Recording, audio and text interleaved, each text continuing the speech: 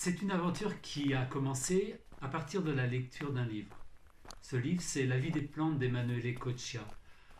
Le dire comme ça, c'est formulé d'une manière un peu simpliste. On pourrait laisser croire, laisser entendre que la contrainte aurait été d'illustrer le propos d'une partie ou d'un point particulier du livre. Alors, c'est un piège qu'on a voulu éviter pour deux raisons. La première, c'est que la contrainte que nous nous étions fixée était de type réactive. C'est-à-dire, il fallait que la réception du texte vise à ouvrir l'horizon d'interprétation qui était le nôtre au moment de la lecture. Et surtout, laisser une possibilité personnelle de basculer dans le champ des images. Et puis la deuxième raison, elle tient au fait que chacun de nous tenait expressément à rester dans des préoccupations esthétiques, dans une sensibilité esthétique qui pouvait être celle que nous avions à l'intérieur du collectif A4 depuis son fonctionnement, à savoir mettre en commun des idées, mais faire converger à la fois quelque chose qui nous rapproche, mais aussi qui nous différencie. Bien sûr, ça paraît évident. Et du coup, quelle distance adopter par rapport au texte? Le livre de Coccia est difficilement illustrable, sauf à le réduire à des illustrations plates. Du coup, nous nous sommes intéressés à l'énergie, au mouvement, au flux, au déplacement, comme autant de possibilités expressives.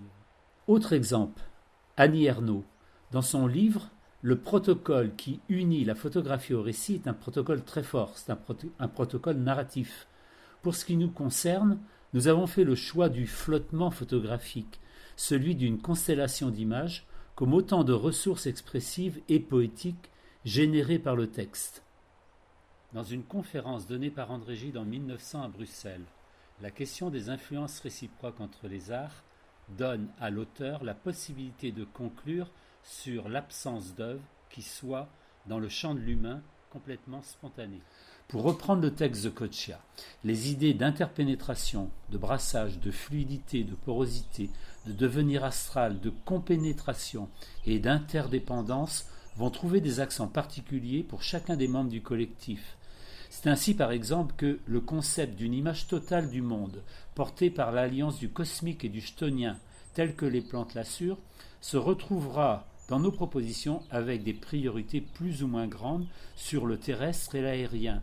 En dernier lieu, c'est aussi la dimension poétique du texte qui nous a ouvert des espaces de liberté. Cette liberté assumée fait du livre un prétexte plus qu'une source d'influence. Du coup, nous avons le sentiment d'ouvrir un champ non pas plus large, car le texte est suffisamment cosmique, mais un champ d'occurrence, de virtualité et d'expérience sensible que chacune de nos démarches s'attache à démultiplier.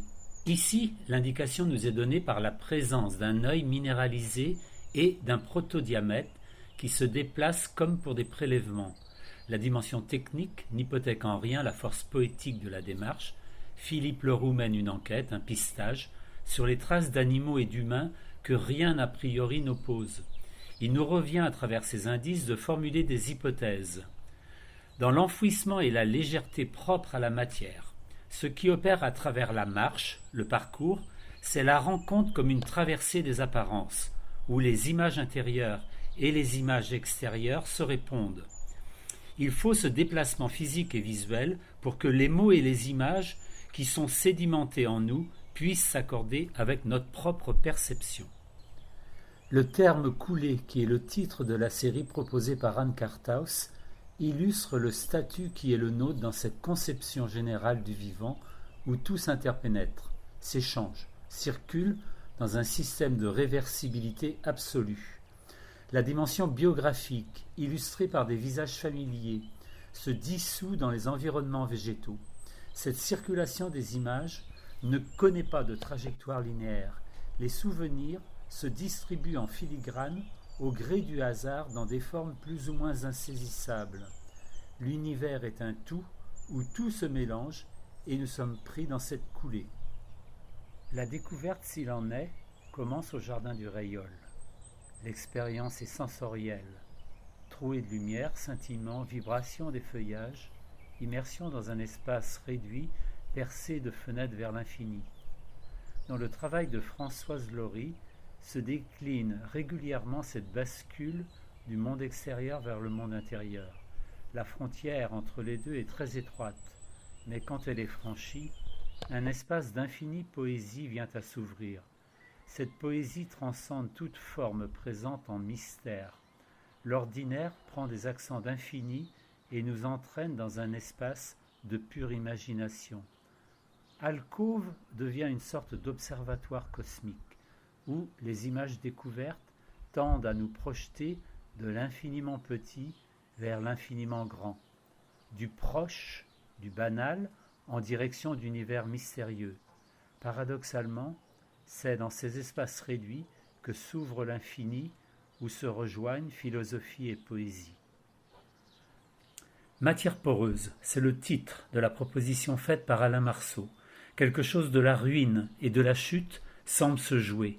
Rien n'est triomphant dans ce monde en transition, pas même la main qui s'abandonne à la pesanteur.